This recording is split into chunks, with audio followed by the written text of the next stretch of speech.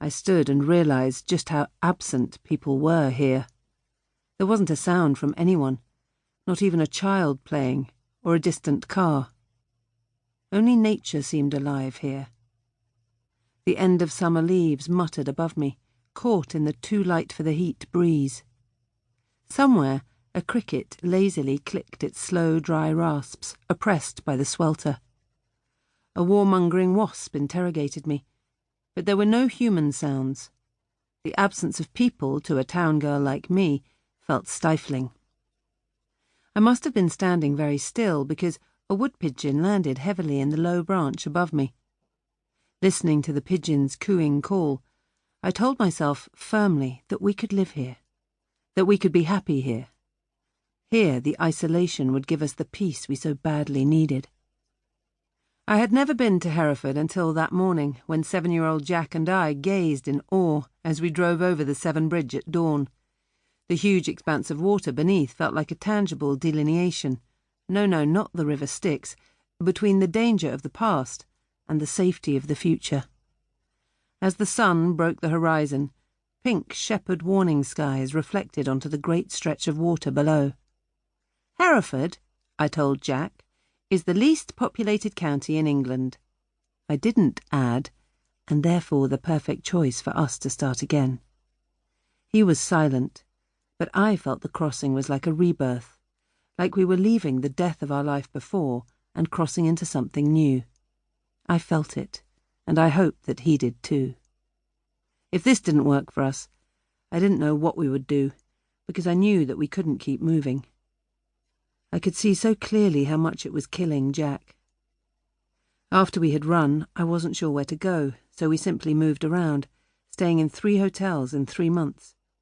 But his anxiety had changed from his previous mild stutter into stomach aches and bitten nails. This cottage in Herefordshire had a lot to deliver. It had to be perfect. Jack couldn't suffer any more. I wasn't sure I could suffer any more either. I was like a vase, broken all the way to the base, superglued up, but no longer confident of holding water. This move had to work.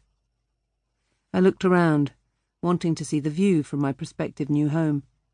I could see across the hills for miles, my gaze drawn to the gentle swell of the hills and dipping valleys. But this summer there was very little green. Instead it was a palette of pale brown, dust beige, and muted gold. Although still only July, several weather records had already been broken, and the fields were scorched and thirsty, the crops dying. Radio programs dwelled on environmental anxieties. I wanted to, but I was afraid of something more immediate. I could only think of him. But he wouldn't find us here. It was too remote. Beyond the cottage gardens it turned back to farming fields. In the distance, perhaps a couple of miles away, I could see a single farmhouse. Beyond that, an empty nothing. I realised that living here, Jack and I could go for weeks without seeing anyone. We could become shadows, unseen and safe. A little settled, I turned my attention to what I hoped would be our new home. The stretch of the driveway suggested that there might be a grand house at the top, but there wasn't. Instead, there was a small brick cottage of simple design.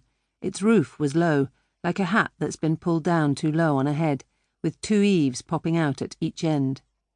Although I'd never been in it, I knew it had 2 bedrooms. I had assumed they were both upstairs, but now, seeing the smallness of it, I wasn't so sure. I didn't know because there was no floor layout on Rightmove, and I was glad. It meant that no one could Google it and find out.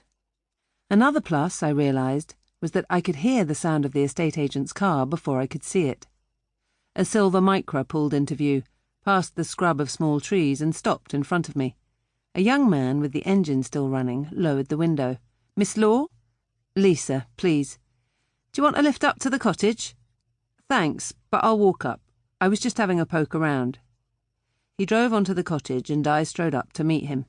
"Great for views," he said, opening his door. "You'll be king of the hill up here." And it was. The 2 acres of garden fell gently on all sides, with a flattish lawn to the west of the cottage and on the east a sloped, shrubby area with a steeper gradient down.